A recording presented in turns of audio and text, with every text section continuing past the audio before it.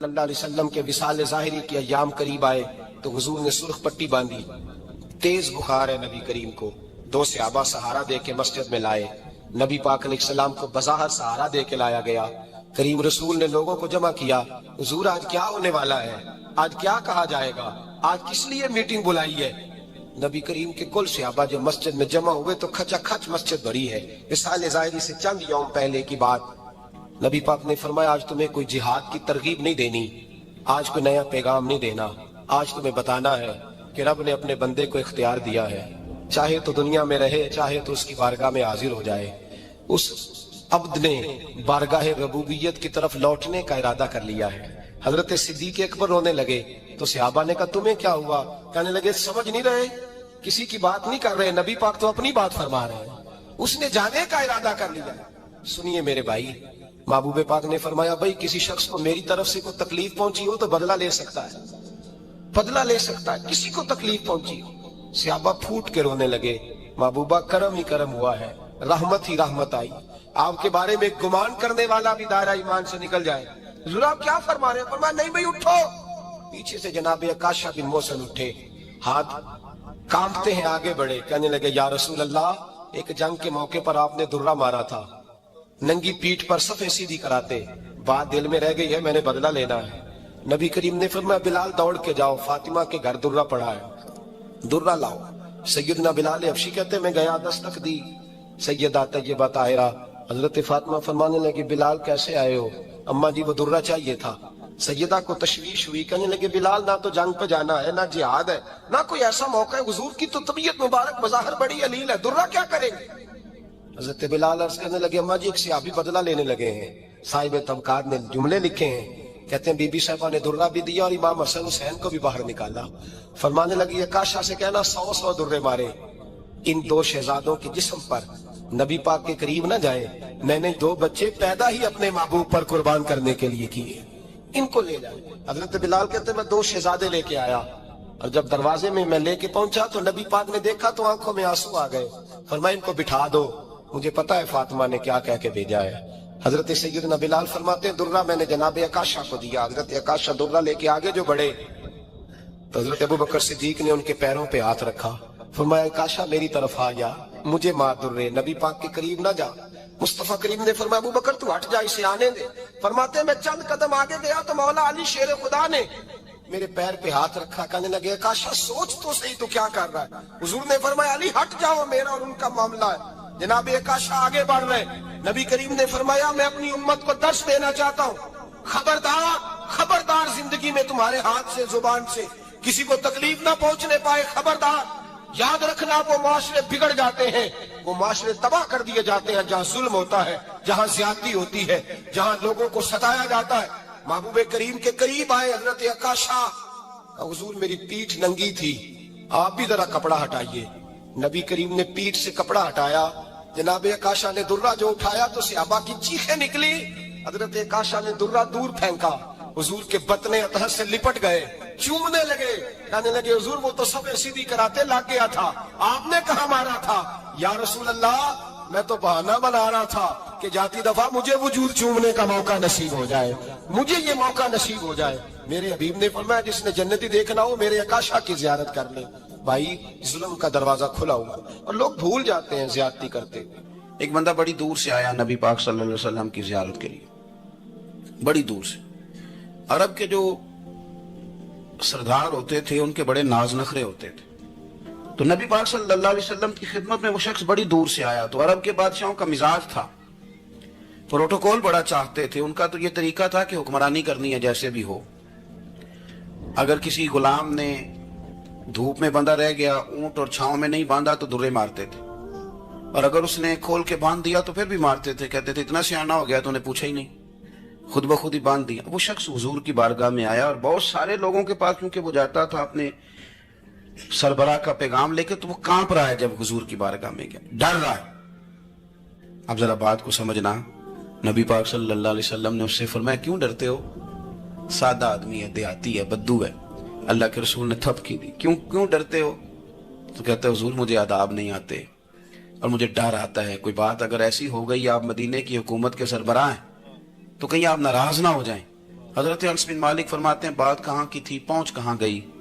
جب اس نے یہ کہا نا کہ آپ تو حکومت کے سربراہ ہیں، کہیں کوئی غلطی نہ مجھ سے ہو جائے، تو نبی پاک کی آنکھوں میں آنسو آ گئے، حضور رونے لگے، اور نبی پاک صلی اللہ علیہ وسلم فرمانے لگے نہ بھائی تو کسی حکومت کے سربراہ کے پاس نہیں آیا، نہ تو اس بیٹے کے پاس آیا ہے جس کی ماں گوشت کے خشک ٹکڑے کھا کے بھی گزارا کر لے گی، میں تو ایک غریب ماں کا بیٹا ہوں۔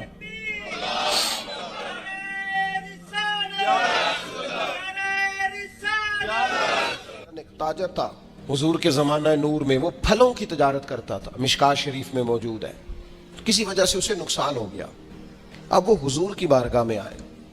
ہمارے ہاں یہ ہوتا ہے کہ لوگ کہتے ہیں میرا کیا لینا دینا، بلکہ اگر کوئی بندہ اس طرح کا مسئلہ حل بھی کرا رہا ہو تو کہنے حضرت صاحب تو آڑا نہیں ہے کام۔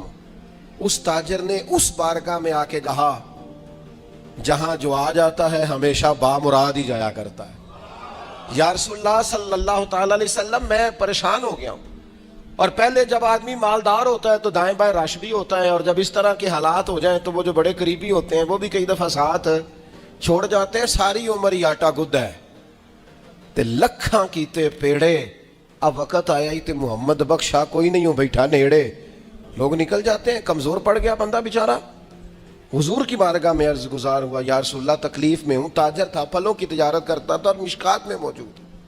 نبی پاک علیہ السلام نے دعا بھی فرمائی، کرم نوازی بھی فرمائی، رحمت بھی فرمائی، عطائیں بھی فرمائی، لیکن حضور نے نا صحابہ سے فرمایا سارے مل کے اپنے بھائی کی مدد کرو، تھوڑے پیسے کسی نے دیے، تھوڑے کسی نے دیے، تھوڑے کسی نے دیے، مل، اور ایسے لوگوں سے جو لوگ بڑے اس کام کے لیے ہر وقت ذہنی طور پر تیار رہتے تھے، ان لوگوں سے کہا اس کے ساتھ چلو، لیکن اس کا قرضہ ابھی بھی جتنا چڑھ گیا تھا اتنے پیسے جمع نہیں ہوئے تھے۔ اللہ کرے میں آپ کو سمجھاؤں، یہ بھی اخلاقی بلندی والا کام ہے کہ کسی شخص کی کمزوری میں اسے اٹھانا، گرتے ہوئے کو سنبھالنا، پھسلنے والے کو سہارا دینا، بکھرنے والے کو بکھرنے سے بچا لینا، ٹوٹنے والے کو ٹوٹنے سے بچا لینا، پریشان ہو جانے والے کو سمیٹ لینا۔ اللہ کے پیارے رسول صلی اللہ تعالی علیہ وسلم نے فرمایا اپنے بھائی کی مدد کرو، لوگوں نے مدد کی، لیکن اس حد تک اس کے پاس پیسے نہ ہوئے جتنا اس کا قرضہ تھا۔ اب حضور نے ان لوگوں کو بلایا جن کے اس نے پیسے دینے تھے، اور پیسے دینے والوں سے کہا کہ اس کے پاس اتنے ہیں، اتنے لے لو، اور چلو تم بھی کچھ نیکی کرو، کچھ لے لو کچھ چھوڑ دو۔ یہ کون کرا رہا ہے؟ رحمت للعالمین نبی۔ وہ تیری آنکھ ہو یا سنگ ملامت کی چبھن، کون پہنچا ہے میرے درد کی گہرائی تک، دور شہرت میں تو یاروں نے کیا یاد بہت، پر ساتھ آیا نہ کوئی کوچے رسوائی تک۔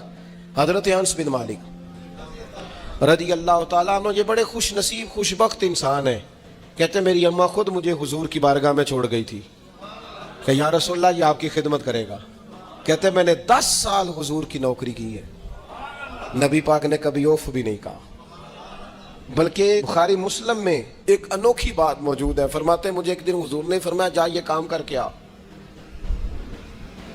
کہتے میرے دل میں یہی تھا کہ فوراً جاؤں گا، اسی طرح لفظ موجود ہے، میرے دل میں تھا جاؤں گا کر کے آؤں گا، حضور نے فرمایا کر کے آ، دل میں پکا ارادہ تھا جاؤں گا، لیکن اپنی زبان سے میں نے کہا حضور میں نے کوئی نہیں جانا۔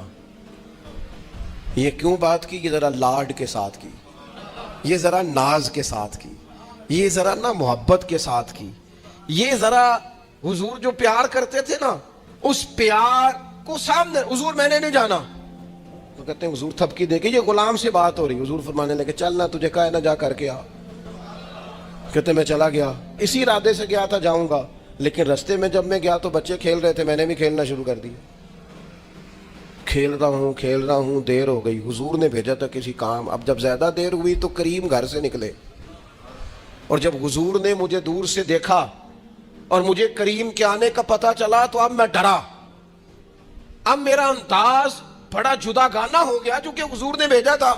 یہ تو خادم کی بات ہے نا، ایسا اچھی گل دسیا جی اپنا منڈا بھی کدے نہ جائے تھے، اور تینوں میں کلیا سی تو گیا کیوں نہیں؟ ناراض نہیں ہونا آپ نے، لیکن چلو بچہ ہے، کسی وقت دیر سویر بھی ہو ہی جاتی ہے، کیوں اتنی سختی کرتے ہیں؟ حضرت انس بن مالک کہتے ہیں جب حضور کو آتے دیکھا تو میں پوری طرح ڈر گیا، لیکن قریب محبوب جب میرے قریب آئے اور مجھے ڈرا ہوا دیکھا نا تو پھر رحمت للعالمین محبوب کی رحمت کا بادل چھایا، اور جب حضور مجھے دیکھ کے ہنسے نا، بس وہ ہنس گئے اور میرا کام بن گیا۔ بس کریم تھوڑی دیر ہوئی، ایک آیا کالیاں زلفاں والا، ایویں دو کڑیاں میرے من وچ رکیا تے کر گیا نور اجالا۔ بات بن گئی، بات طبیعت ٹھنڈی ہو گئی۔ تو حضور فرمانے لگے میں نے کہا تھا جاؤ، گئے نہیں۔ اب جب حضور مسکرا گئے تو بات ہی ختم ہو گئی۔ یا رسول اللہ صلی اللہ علیہ وسلم جانے لگا ہوں۔ تو حضور نے پھر شروع سے بات شروع کر دی، حضور جانے لگا ہوں۔ فرمایا جا دوڑ کے آ، پھر جو کہا تھا وہ کر کے آ۔ لیکن وہ بیچ میں جو دیر ہوئی تھی، وہ جو لیٹ ہوئی تھی، اور جو میں کہہ کے آیا تھا میں نے نہیں جانا، حضور نے اس بات پر مجھ سے کوئی سختی نہیں کی۔ حضرت جابر ابن عبداللہ فرماتے ہیں، اور یہ بھی آپ کو مسلم شریف میں ملے گا، فرماتے ہیں کہ جنگ میں حضور کے ساتھ تھا، میرا اونٹ بڑا کمزور ہو گیا، بیمار ہو گیا، چل نہیں رہا تھا۔ حضور میرے قریب آئے اور پیچھے آ کے فرمانے لگے اسے بھگاتا کیوں نہیں؟ میں نے کہا حضور بیمار ہے، کیسے بھگاؤں؟ تو نبی پاک نے نا اونٹ کو ایک درہ لگایا اور گویا پیغمبر اعظم نے حکم دیا، نبی رحمت نے، نبی اکرم نے حکم دیا، فرمایا اونٹ بھاگتا کیوں نہیں؟ وہ جو سب سے پیچھے تھا وہ سب سے آگے نکل گیا۔ واہ کیا جود و کرم ہے شہ بطحا تیرا، اور نہیں سنتا ہی نہیں مانگنے والا تیرا۔ سرکار نے حکم دیا، وہ اونٹ سب سے آگے نکل گیا۔ اب حضور گھوڑا دوڑا کے آگے آئے، فرمانے لگے جابر یہ اونٹ میرے ہاتھ بیچ نہیں دیتا، وہ بیمار تھا، حضور کے حکم سے بھاگا ہے، فرمایا بیچ نہیں دیتا؟ کہا نہیں یا رسول اللہ ویسے ہی رکھ لیں۔ فرمایا نہیں میں پیسے دوں گا۔ یا رسول اللہ آپ کا یہ ہے؟ فرمایا نہیں آپ قیمت بتائیں۔ حضور ٹھیک ہے اتنے کا اونٹ ہے، میں مدینہ طیبہ جا کے آپ کی خدمت میں پیش کر دوں گا۔ حضرت جابر ابن عبداللہ فرماتے ہیں حضور نے مجھ سے اونٹ خریدا، مدینہ طیبہ پہنچ کر نبی پاک صلی اللہ تعالی علیہ وسلم نے سیدنا بلال حبشی سے فرمایا جابر کو اونٹ کی قیمت بھی دے دو اور کچھ پیسے زیادہ بھی دے دو۔ فرماتے ہیں مجھے اونٹ کی قیمت بھی مل گئی، کچھ پیسے زیادہ بھی مل گئے، اور جب میں حضور کی بارگاہ میں حاضر ہوا اونٹ پیش کر کے اور قیمت لے کے جانے لگا تو حضور فرمانے لگے جابر جانا نہیں، قیمت بھی تیری ہے، اونٹ بھی تیرا ہے۔ نبی پاک نے وہ اونٹ بھی تحفے میں مجھے واپس دے دیا۔ یہ اخلاقی رویے کی بلندی کہ کسی شخص کی غربت میں اسے نوازنا، لیکن اس طرح کا نوازنا اسے محسوس نہ ہو۔ حضور اونٹنی پہ ہے، احرام باندھا ہوا ہے، 1,40,000 کم و بیش غلام سامنے کھڑے، عرفات کا میدان۔ محبوب فرمانے لگے پہلا جملہ، جو درد والے تھے وہ تڑپ گئے، یہ سارے درد والے تھے لیکن کچھ زیادہ مزاج شناس تھے۔ محبوب نے پہلا جملہ کہا، حضور فرمانے لگے لوگو جس طرح آج اکٹھے ہوئے ہیں شاید اس کے بعد دوبارہ ہم اکٹھے نہ ہوں۔ پہلا اعلان ہی کر دیا کہ یہ تمہارے ساتھ جو آج خطبہ ہے نا، اس میں اشارہ دے دیا کہ دوبارہ نہیں جمع ہوگے، اگلا حج نہیں کرنا، بس ختم ہوئی بات۔ یہ آخری پہلی بات ہی حضور نے یہ بیان۔ اب وہ اتنے دل نرم ہو گئے حضور کی بات سن کے، آنکھوں میں آنسو اس طرح آ گئے، طبیعت کا ملان اتنا بڑھ گیا کہ ہر ایک کا دل کشکول بن گیا، ہر طرف سے آہیں اور سسکیاں ہیں کہ حضور کے وہ جملے یوں صحابہ لے رہے تھے جب آپ سے کوئی کہہ دے کہ بھائی بس بھائی یہ وقت بس آخری ملاقات کا ہے، تو پھر انہوں نے وہ تو حضور کی ہر بات ہی توجہ سے سنتے تھے، پر یہاں جو انداز بن گیا وہ انوکھا بن گیا۔ فرمایا شاید دوبارہ ملاقات نہ ہو۔ پھر میرے کریم محبوب صلی اللہ تعالی علیہ وسلم نے فرمایا جس طرح تمہارے لیے یہ شہر حرمت والا ہے، مکہ حرمت والا ہے نا، ایک نیکی کرو تو مکے میں 1,00,000 کا ثواب، حرم مکہ میں ایک گناہ کرو تو وہ بھی 1,00,000 لکھا جاتا ہے، حرمت والا ہے، بڑی عزت والا ہے۔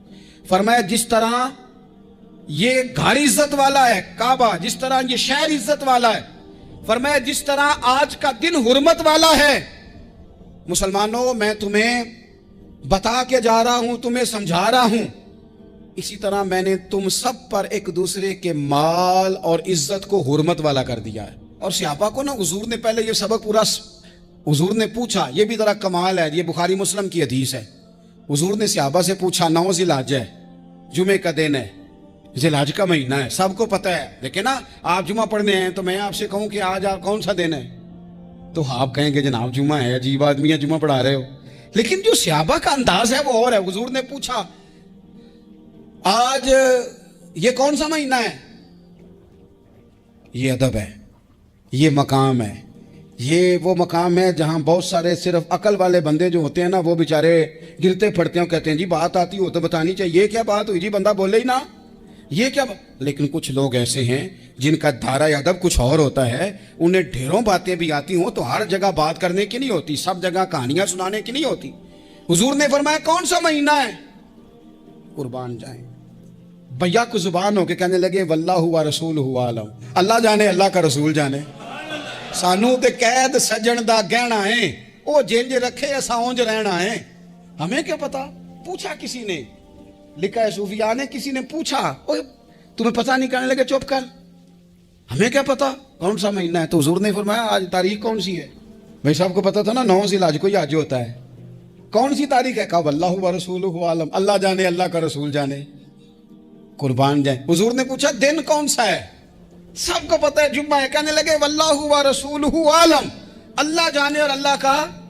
وہ صحابہ بتا کیوں نہیں رہے؟ تو اہل محبت کہتے ہیں صحابہ کا جواب یہ تھا ہمیں کوئی مہینوں سے غرض ہے، ہمیں کوئی دن سے غرض ہے، ہمیں کوئی تاریخ سے غرض ہے؟ حاجیو آؤ شہنشاہ کا روزہ دیکھو، کعبہ تو دیکھ چکے، کعبے کا بھی کعبہ دیکھو، ہمیں تو محبوب سے غرض ہے۔ مہینہ تھا ذی الحج کا، اگر حضور کہہ دیتے ذی الحج نہیں ذی قعد ہے تو ہم نے ذی قعد ہی بنا لینا تھا۔ تاریخ تھی 9، اگر حضور فرما دیتے 11 ہے تو ہم نے 11 ہی بنا لینی تھی۔ دن تھا جمعے کا، اگر حضور کہتے پیر ہے تو ہمیں کیا لگے، ہمیں تو محبوب کی رضا چاہیے۔ آپ دیکھیں نا، ایک صحابی کے ہاتھ ذرا لمبے تھے تو حضور نے فرمایا یا ذوالیدین، اور لمبے ہاتھوں والے، ان سے کوئی پوچھتا نام کیا ہے تو کہتے میرا نام ہے 2 ہاتھوں والا۔ او بھائی میرے بھی 2 ہیں، تم کیوں 2 ہاتھوں والا؟ کہنے لگے یہ نہیں مجھے پتا، مجھے نبی پاک نے کہا 2 ہاتھوں والا، تو ٹھیک ہو گئی جو حضور نے نام رکھ دیا۔ تو حضور سید عالم نے پوچھا، پھر حضور نے حرمت یاد کرائی، فرمایا یاد رکھو یہ دن بھی بڑی عزت والا ہے، جمعے کا ہے، یہ مہینہ بھی بڑی حرمت والا ہے، ذی الحج کا ہے، یہ تاریخ بھی بڑی حرمت والی ہے، لیکن فرمایا جس طرح اس دن کی، اس شہر کی، اس مہینے کی تم نے عزت کرنی ہے، اسی طرح ایک دوسرے کے مال کا، ایک دوسرے کی عزت کا تم نے پاس کرنا۔ مسلمان بھائیوں، خدا را یہ حضور کہہ رہے ہیں یار، نبی پاک نے کعبہ کے سامنے کھڑے ہو کے فرمایا بیت اللہ تیری بڑی شان ہے، تیرا بڑا مرتبہ ہے، لیکن فرمایا میرے مومن کی عزت رب کی نظر میں کعبے سے بھی زیادہ ہے۔ ہم کیسے بیٹھ کے یار، ہم کیسے جرات کرتے ہیں کسی کی پگڑی کھولنے کی کونے میں بیٹھ کے؟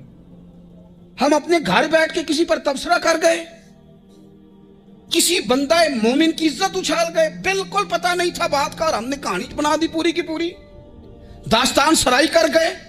صبح سے شام تک ہماری گپ شپ کا عنوان کیا ہے؟ کسی نہ کسی کا شکوہ، کسی نہ کسی کی شکایت، یہ ہماری گپ شپ ہے۔ خدا را حضور نے تو خطبہ حجۃ الوداع میں پہلا سبق یہ دیا تھا کہ میرے جانے کے بعد ایک دوسرے کی عزت کرنا، اور اسی خطبے میں ایک جگہ پہ فرمایا یہ نہ ہو کہ میرے جانے کے بعد تم ایک دوسرے کی گردنیں مارنے لگ جاؤ، ایک دوسرے کی عزتوں کا خیال کرنا، پاس کرنا۔ مسلمانوں، میرے عزیز بھائیوں، بزرگوں، عزتوں کا دفاع شروع کریں۔ تھوڑی دیر کے لیے اپنی زبان لوگوں کے اوپر تبصرہ کرنے سے کنٹرول میں لائیں۔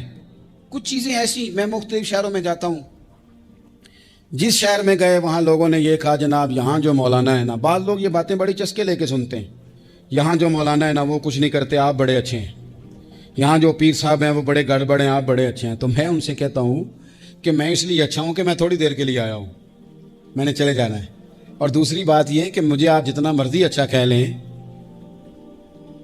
میں نے رخصت ہو جانا ہے 2-3 گھنٹوں کے بعد۔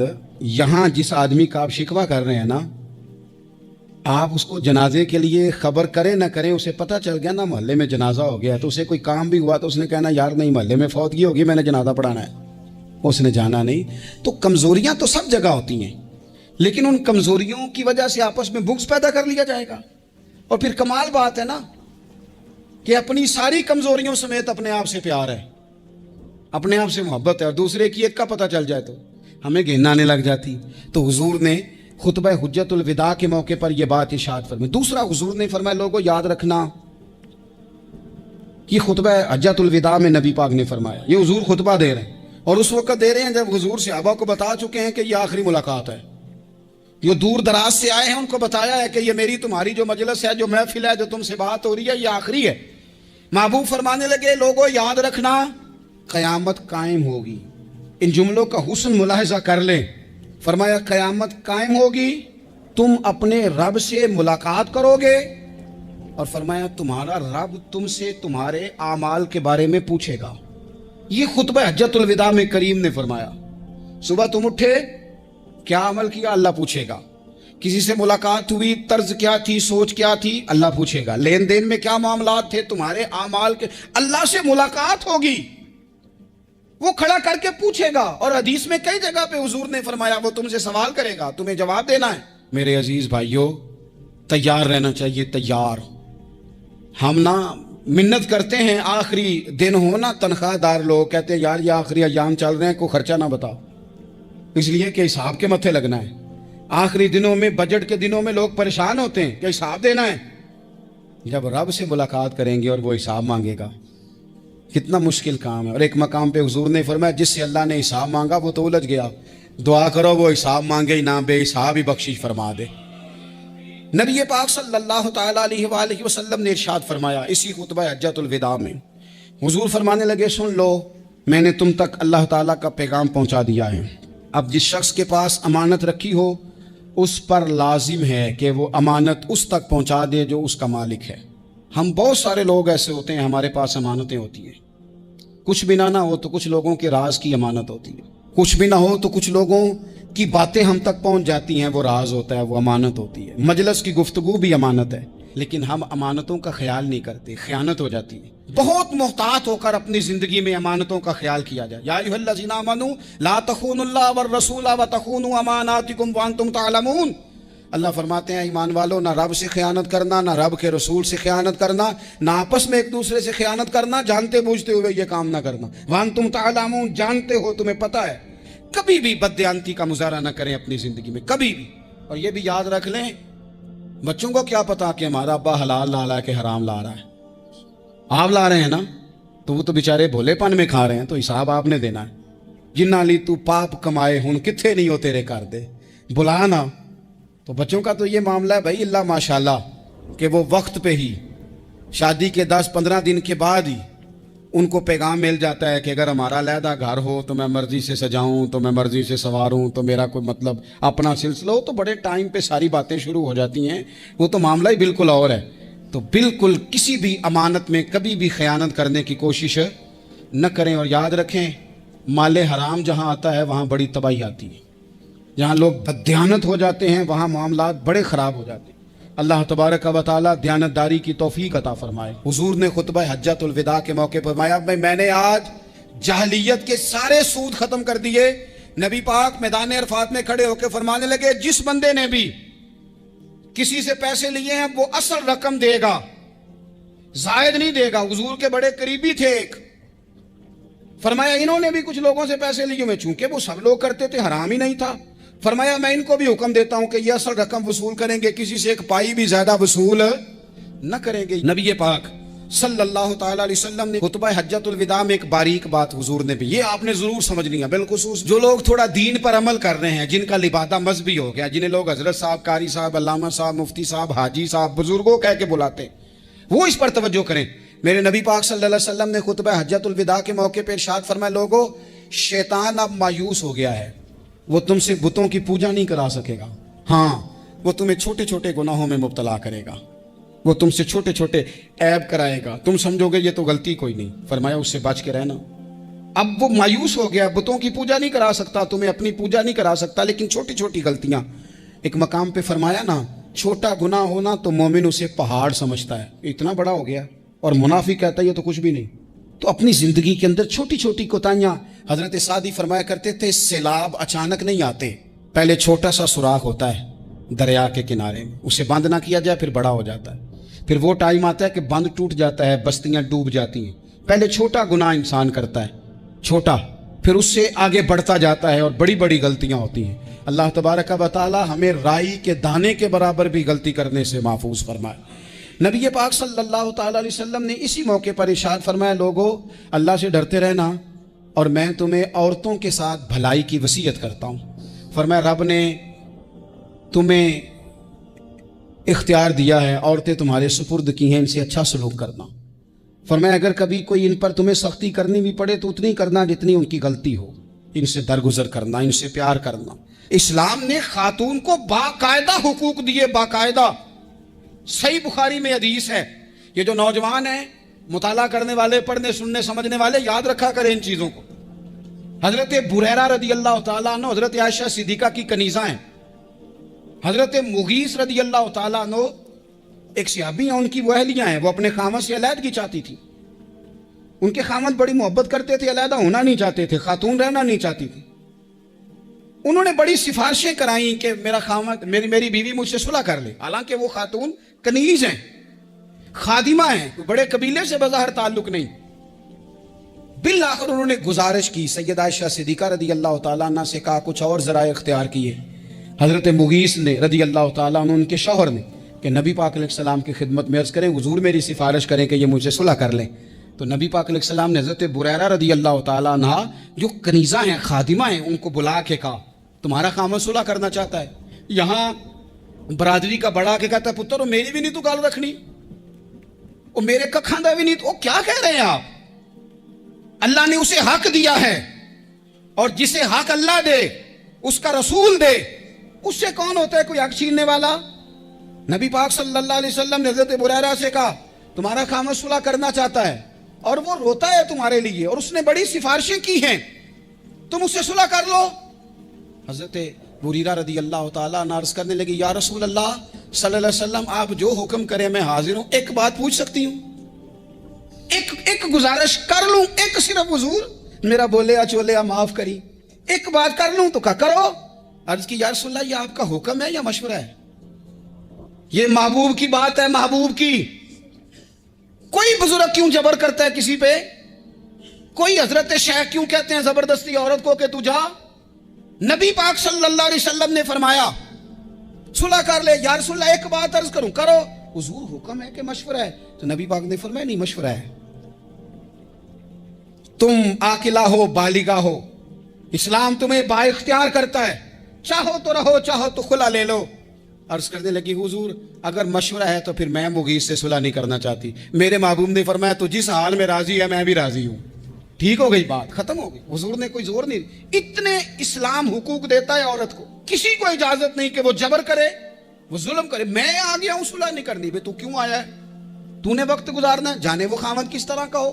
تو نبی پاک صلی اللہ علیہ وسلم نے خطبہ حجۃ الوداع کے موقع پر فرمایا عورتوں کے ساتھ اچھا سلوک کرنا۔ اللہ تبارک و تعالی جو حج پڑھا جا رہا ہے اس کے صدقے پوری امت پر اپنا فضل فرمائے۔ رسول پاک صلی اللہ علیہ وسلم احساس والے نبی ہیں، اور احساس حضور نے امت کا کیا، احساس والی زندگی گزاری، ہر لمحہ محبوب پریشان رہے۔ یہ تھوڑا عرصہ پہلے ڈاکٹر ہارون صاحب مسلمان ہوئے ہیں، اور ابھی انہوں نے 2-3 کتابوں کا انگریزی میں ترجمہ کیا ہے، اور بھی کچھ کتابوں پہ وہ کام کر رہے ہیں۔ ہالینڈ کے رہنے والے ڈاکٹر صاحب ہیں، توجہ ہے میری بات پر آپ عزیزو؟ ڈاکٹر صاحب کہتے ہیں کہ میں نے یہ سنا تھا کہ مسلمان دہشت گرد ہیں، یہ بم بلاسٹ کرتے ہیں۔ تو میں جہاں لفظ اسلام آتا تھا وہاں سے میں تھوڑا پچ جاتا تھا، پیچھے ہٹ جاتا تھا، لیکن میرے مزاج کے اندر یہ بات شامل تھی کہ میرے اندر اللہ نے بڑا انسانیت کا جذبہ رکھا ہوا تھا۔ تو میں ایک تنظیم قائم کر رہا تھا، میرا خیال تھا کہ ایک ایسی جماعت بناؤں کہ جو پوری دنیا کے اندر اسلام، توجہ ہے میرے عزیزوں کی؟ کہتے میرا خیال تھا ایسی جماعت قائم کروں کہ جو پوری دنیا میں لوگوں کی خدمت کرے، اور بغیر امتیاز کے کرے، اسلام والوں کی بھی اور غیر مسلموں کی بھی۔ لیکن مجھے بڑا دھچکا رہتا تھا کہ مسلمان سخت گیر قوم ہے۔ میں نے بہت ساری جماعتوں کا منشور اور دستور منگایا، اور میں نے کہا میں اپنی جماعت کا دستور لکھوں گا تو پہلے ذرا سارا میں مطالعہ کر لوں۔ ڈاکٹروں کا ٹیبل ہوتا ہے، اس کے اوپر شیشہ لگا ہوتا ہے، نیچے وہ جو چیز ضروری ہوتی ہے وہ رکھ لیتے۔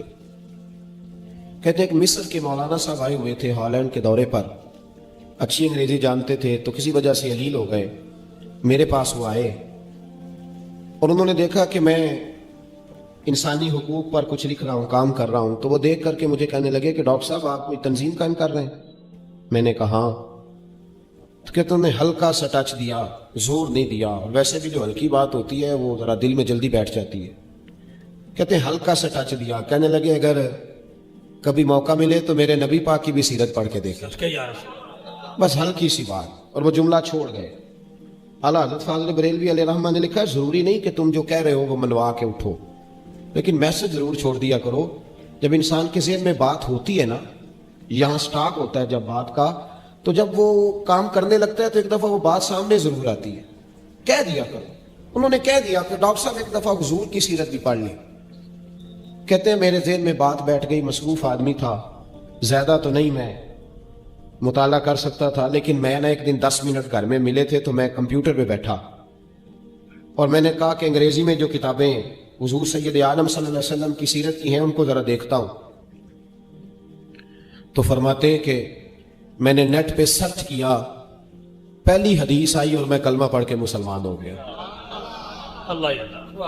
हदीस कहाँ है? सुबुल हुदा व इरशाद में भी है, कंजुल उमाल में भी है, मुस्नद अहमद में भी है, इब्ने इसहाक में भी है, इब्ने अशाम में भी है, और शायद सीरत की तमाम किताबों में आपको रवायत मिल जाए। नबी पाक सल्लल्लाहु ताला अलैहि वसल्लम की हदीस और रवायत करते हैं हजरत सलमान फारसी रदी अल्लाह ताला अन्हु, और साथ हैं सैयदना बिलाल हबशी रदी अल्लाह ताला अन्हु। फरमाते हैं हम ना घर से निकले, हुजूर ने फरमाया जरा जल्दी चलो, एक जरूरी काम है। फरमाते हैं बड़ी तेजी के साथ आज रूटीन से हटकर महबूब ने तेज तेज कदम मुबारक उठाए, तेज तेज, और फरमाते हैं एक गली हमने क्रॉस की, दूसरी गली में जो पहुंचे तो फटे पुराने कपड़े, सादी सी बीबी, और हालत बताती थी कि बेचारी किसी गरीब घर की है। वो सड़क पे खड़ी थी और रो रही थी। मेरे करीम रसूल ने फरमाया बिलाल इसे पूछो क्या मसला है, क्यों रोती है? तो हज़रत सलमान अर्ज करते हैं मैंने कहा हुजूर मैं पूछ लेता हूँ, आप जाइए, काम बड़ा जरूरी है जो निकले, मैं मालूमात करता हूँ। तो महबूब ने फरमाया नहीं, इसके आंसू पूछने से जरूरी कोई काम भी नहीं, पहले इसकी दाद रसी होगी, इसे पहले पूछा जाएगा। रोते नहीं रहते लोग घरों में, लोग गुजर नहीं जाते चुप करके, कितने लोग तड़पते, कौन एहसास करता है? नबी पाक सैयद आलम सल्लल्लाहु अलैहि वसल्लम रुके और उस खातून से पूछा क्या बात है? उसने कहा कि बात कोई भी नहीं, मेरा एक ही मोटा सा मसला है। कहा वो क्या? कहने लगी मैं गरीब हूं, और गरीबी बजाते खुद बहुत बड़ा गुनाह होती है, लोग बड़ा जुर्म समझते हैं इसको बजाते खुद। मैंने शुरू में कहा ना कि मजहबी स्टेज की भी सदारत गरीब आदमी नहीं कर सकता, क्योंकि गरीब जो हुआ जिद कोल दथी होनी उन्हें नेड़े बहना है ना जी, जिद कोल नहीं उन्हें तो पिछे जाके बहना एंड ते कोल केड़ा दथी है। इस स्टेज पे भी गरीब आदमी की सदारत नहीं मुमकिन हो ही नहीं सकता। मेरे रसूल पाक सैयद आलम सल्लल्लाहु ताला अलैहि वसल्लम ने फरमाया पहले इसे पूछो क्या मसला है। तो कहने लगी मैं गरीब हूं, बूढ़ी हो गई हूं, सारी जिंदगी गुलामी में गुजारी है, तेल लेने आई थी 5 दिनार का, बोतल में तेल भरवाया है, और अब बूढ़ी हूं ना तो कमर दर्द करती है, पैर पीछे मोड़ा है तो मैं गिरी हूं, तेल जमीन पी गई है, अब जमीन तो वापस नहीं करती, लेकिन वापस जाऊंगी तो एक यहूदी औरत की मुलाजमा हूं, वो दुर्रे से मारेगी, खाल उधेड़ देगी, मैं बड़ी परेशान हूं, अब नहीं मार खाई जाती, हड्डियां बूढ़ी हैं, कुर्बान जाऊं। हजरत बिलाल को हुजूर ने हुक्म दिया, फरमाया दौड़ के घर जा 5 दिनार ला। फरमाते 5 दिनार लाए, तेल खरीद के दिया, तो फिर रोने लगी। फरमाया आप क्यों रोती है? उसने कहा बताया ना गरीब हूं, गरीब का जुर्म कोई नहीं होता, लेकिन पीस दिया जाता है, फिर भी मार तो अब भी पड़ेगी, अब क्यों पड़ेगी? तो अर्ज करने लगी महबूबा मार इसलिए पड़ेगी कि देर से क्यों आई है।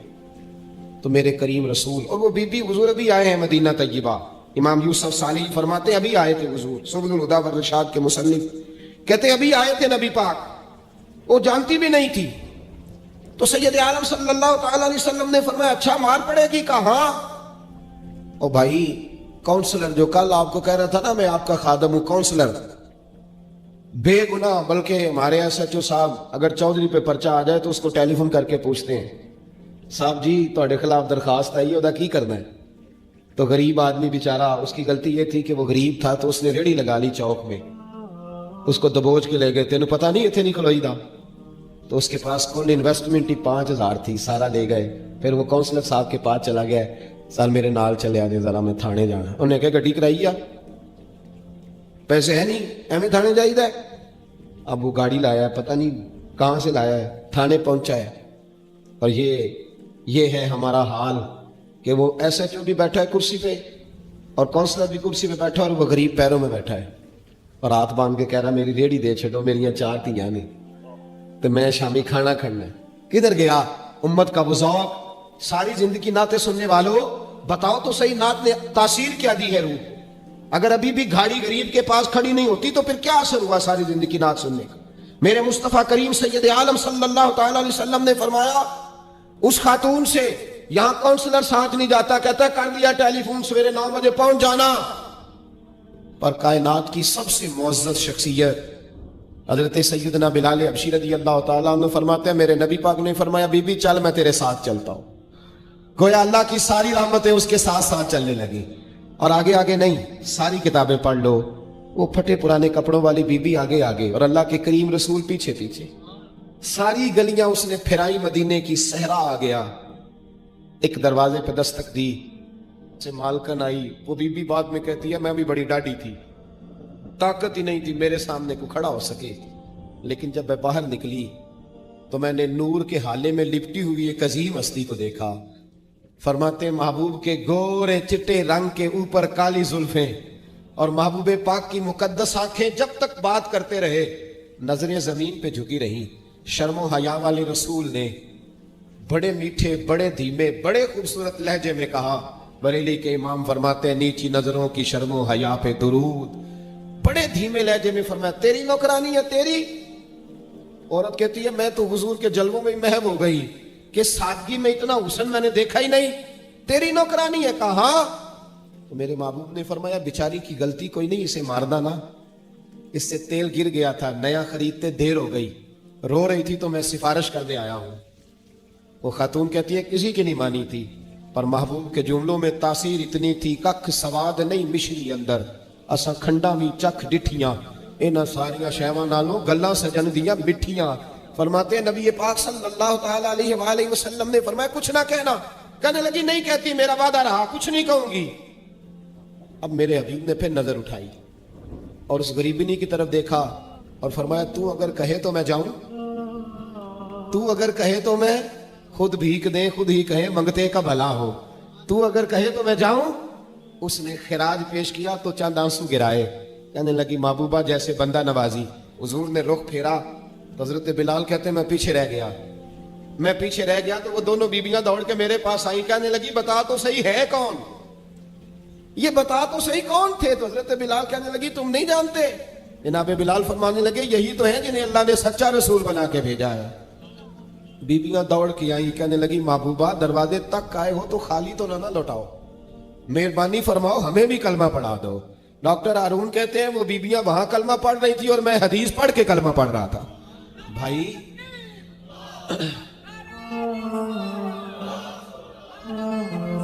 اگر دولت احساس ہے نا پھر تو زندہ ہے. جو زندہ ہوتا ہے اس میں لچک ہوتی ہے, جو مر جاتا ہے وہ اکڑ جاتا ہے. اگر زندگی ہے تو پھر احساس ہونا چاہیے. اگر تیرے اندر زندگی ہے تو پھر احساس ہے, اور اگر تیرے اندر احساس نہیں رہا تو پھر زندگی زندہ دلی کا نام ہے. مردہ دل کیا خاک جیا کرتے, احساس سے مروت پیدا کر. تھوڑا سا دائیں بائیں بھی دیکھیں, تھوڑا پلٹ کر بھی دیکھیں کہ کہیں آپ کی ضرورت تو نہیں.